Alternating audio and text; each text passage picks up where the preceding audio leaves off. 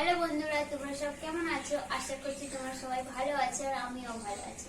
আজকে দিদি এসছে আর দিদি আসার সময় মোচা নিয়ে এসছে আর দিদি রান্না মোচা দিয়ে দিদিকে মোচা চপ বানিয়ে খাবো। মোচা চপ করার জন্য আমি এখানে মোচাটা কুচো কুচো করে কেটে নিয়েছি আর ওর সাথে একটু আলু দেবো। এই দেখো, দুটো আলু কেটে নিয়েছি। তোমরা চাইলে কম আলু দিতে পারো, আবার নাও দিতে পারো। আর সিদ্ধ করার জন্য দেখো এখানে জলটা দিয়ে দিয়েছি আর জলেতে একটু হলুদ দিয়ে দেবো। চলো হলুদটা দিয়ে দিই। জলেতে একটু হলুদ দিয়ে দেবো। হলুদটা দিলে কি বলো তো, মোচাটা আর কালো হবে না, ওর জন্য আর হলুদটা দিয়ে দিলে ভালো। আর হলুদ দিলে মোচা যে কালো হবে না, ওর জন্য আর কি হলুদ দেওয়া। হলুদ দিয়ে জলটা একটু নাড়িয়ে দিয়েছি। দেওয়ার পর আমি মোচাটা দিয়ে দেব। মোচাটা ভালো করে সিদ্ধ করে নেব। চলো মোচাটা সিদ্ধ করে নেব। মোচাটা দেখো ফুটে এসেছে। আমি এবার আলুটাও দিয়ে দেবো। তোমরা চাইলে আলাদা আলুটা সিদ্ধ করে নিতে পারো। আমি মোচা আর আলু একসাথে সিদ্ধ করবো। সিদ্ধ হয়ে গেছে, আমি আলুটা তুলে নেব। আর মোচাটা একটু সিদ্ধ হতে বাকি আছে, একটু পরে লাগাবো। আলুটা তুলে নিয়ে আগে।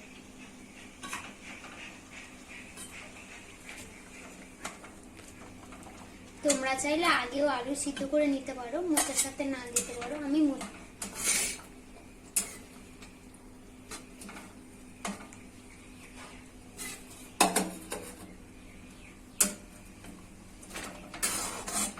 আলুটা তোলা হয়ে গেছে, মোচাটা আর একটু বাকি আছে, তো থালা চাপা দিয়ে দেবো, সিদ্ধ হয়ে যাবে। দেখো মোচাটা আমার সিদ্ধ হয়ে গেছে। তোমরা কি করে বুঝবে বলো তো মোচাটা সিদ্ধ হয়ে গেছে? হাত দিয়ে এরকমই দেখো, এরকমই এই গলে গেছে, তাহলে তোমরা বুঝো মোচাটা সিদ্ধ হয়ে গেছে। এবার মোচাটা আমি লাগিয়ে নেবো। আর তোমরা অবশ্যই মোচার জলটা কিন্তু ভালো করে ইয়ে করে নেবে, নিংড়ে নেবে, না হলে কি বলো তো মোচাতে জল থাকলে না, ওর কি একটা করলে চাকাটা করলে না ধার থাকবে, কি বলো তো ধারটা থাকবে না। আমি তেল দিয়ে নিলাম, সর্ষের তেল। তোমরা চাইলে সাদা তেলও দিতে পারো। তেল দেওয়ার পর আমি একটু নেড়ে নেব।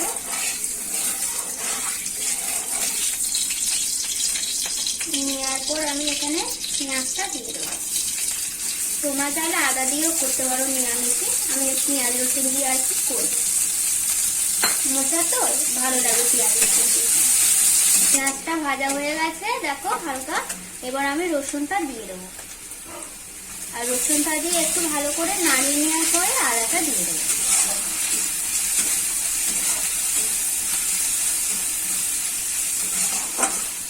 দেখো ভালো করে নাড়িয়ে নিয়েছি। এবারে আদাটা দিয়ে দেবো।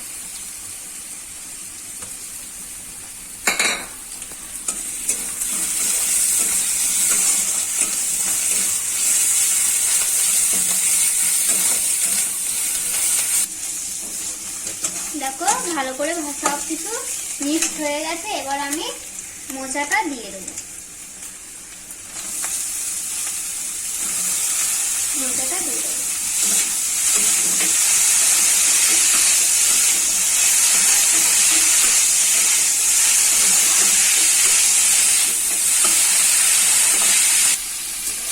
দেখো এখানে আমার হালকা ভাজা হয়ে গেছে। এবার আমি এখানে নুন দিয়ে দেবো। স্বাদ মতন তোমরা নুন দিয়ে দেবে, যতটা আর কি মোচা আলু নেবে ততটা আর কি লবণটা দেবে। লবণ দিয়ে দিয়েছি।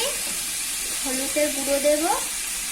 আর তোমরা চাইলে কাঁচা লঙ্কাও দিতে পারো। আমি এখানে কাঁচা লঙ্কা দেবো না, কারণ ছোট বাচ্চারাও খাবে তো, তার জন্য।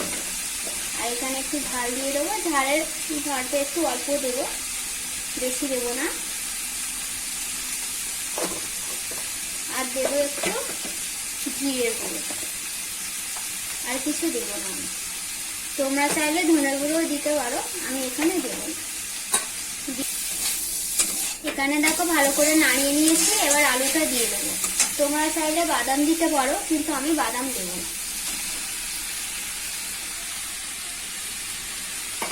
এবার আলুটা দিয়ে ভালো করে নাড়িয়ে আর কি চকাটা বানিয়ে নিতে হবে, একদম শুকনো শুকনো করে।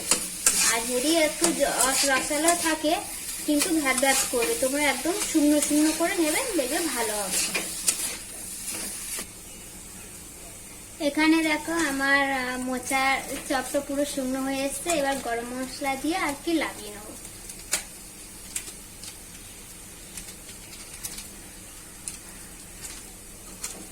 গরম মশলা দিয়ে ভালো করে মাখিয়ে নেব।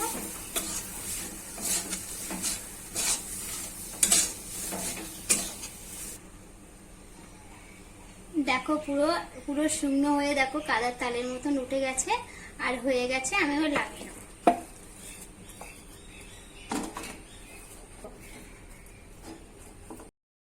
বেসনটা এবার ভালো করে ফাটিয়ে নেব আর বেসনের মধ্যে লবণ দিয়ে দেবো আর একটু হলুদ দিয়ে দেবো। আর এখানে দেখো আমার সাথে সাথে আমার পাপাও বেসনটা ফাটতে বসে গেছে।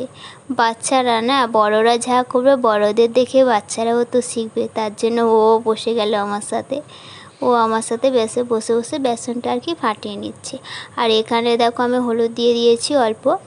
তোমরা যতটা বেসন নেবে ততটা হলুদ আর লবণটা দিয়ে দেবে। আমি অল্প করেছি তাই অল্প নিয়েছি বেসনটা। আর ভালো করে এবার দেখো লবণ আর বেসনটা ভালো করে মাখিয়ে নেব। নেওয়ার পর অল্প অল্প জল দিয়ে দেখো আমি এখানে ভালো করে মাখিয়ে নিয়েছি। একেবারে বেশি জল দেবে না, তাহলে তোমরা বুঝতে পারবে না, পাতলাও হয়ে যেতে পারে। অল্প অল্প জল দেবে, দেখবে ভালো মাখাও হবে আর বুঝতেও পারবে। আর ওটা আমার দিদি। আর এখানে দেখো আমি বেসনটা ভালো করে ফাটিয়ে নিচ্ছি।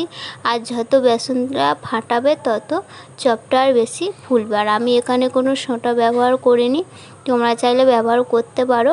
আর সোঁটা না ব্যবহার করেও চপ ফুলবে। ঠিক আছে, ভালো করে ফাটিয়ে নিল। আর এখানে দেখো আমার বেসনটা ফাটানো কমপ্লিট হয়ে গেছে। আর বেশি পাতলা করবে না, বেশি ঘন করবে না, মিডিয়ামে রাখবে। বেসনটা ফাটানোর পরে দেখো আমি এখানে নাড়ুটা করে নিচ্ছি, গোল করে নিচ্ছি ভালো করে। আর এখানে দেখো গোল করার পরে আমি চপটা আর কি করে নিচ্ছি হাতের সাহায্যে। তোমরা চাইলে গ্লাসও নিতে পারো, আমি গ্লাসে করতে পারি না তো তাই হাতের সাহায্যে করে নিচ্ছি। আর এখানে অনেকগুলো হয়েও গেছে আর কটা মাত্র বাকি আছে। দেখো কটা বাকি আছে, সবগুলো করে নেব। আর চলো আমি সব চপগুলো করে নিই। আর বন্ধুরা একটু পাশে শব্দ হচ্ছে, তোমরা কিছু মনে করো না, কারণ পাশে একটু চেঁচামেচি হচ্ছে তো, পাশে বাড়ি কুটুম এসছে তাই ওরাও একটু চেঁচামেচি করছে, সেই শব্দগুলো হচ্ছে, তোমরা কিছু মনে করো না। দেখো চপগুলো তৈরি করার পর এখানে আমি ভেজে নিচ্ছি। আর দেখো আমি কোনো সোঁটা ব্যবহার করিনি, তাও চপগুলো কত সুন্দর ফুলছে। দেখো হাতে আমি ওই যে বললাম বেসনটা ভালো করে ফাটিয়ে নিলে চপগুলো সব ফুলবে। আর ওখানে অনেক চপ ভাজা হয়ে গেছে। আর এই যে এই দুটো দিয়ে দিলাম, আর কটা অল্প কটা বাকি আছে, লাল লাল করে এগুলো আর ভেজে নেব।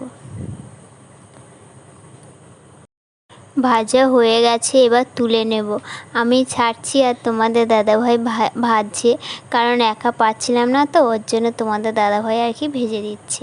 আর এখানে দেখো আমি চপটা তুলেও নিয়েছি, আবার কড়াতে দিয়ে দিলাম, দুটো মতন দিয়ে দেবো, কারণ বেশি দেওয়া যাচ্ছে না, ছোটো কড়া তো ওর জন্য। আর অল্প করে তেল দিয়েছিলাম ওর জন্য। আর দেখো ওই চপ দুটো দিয়ে দিয়েছি। ওগুলো চপগুলো সব আমার ভাজা হয়ে গেছে। আর আমরা সব চপ মুড়ি খেতে বসেছি। আর দেখো দিদির মেয়ে সব বসে আছে, চপ মুড়ি খাচ্ছে। আর ওইদিকে দেখো আমার পাপা গামলিটা উল্টে দিয়েছে। ভিডিওটা এখানে শেষ করছি।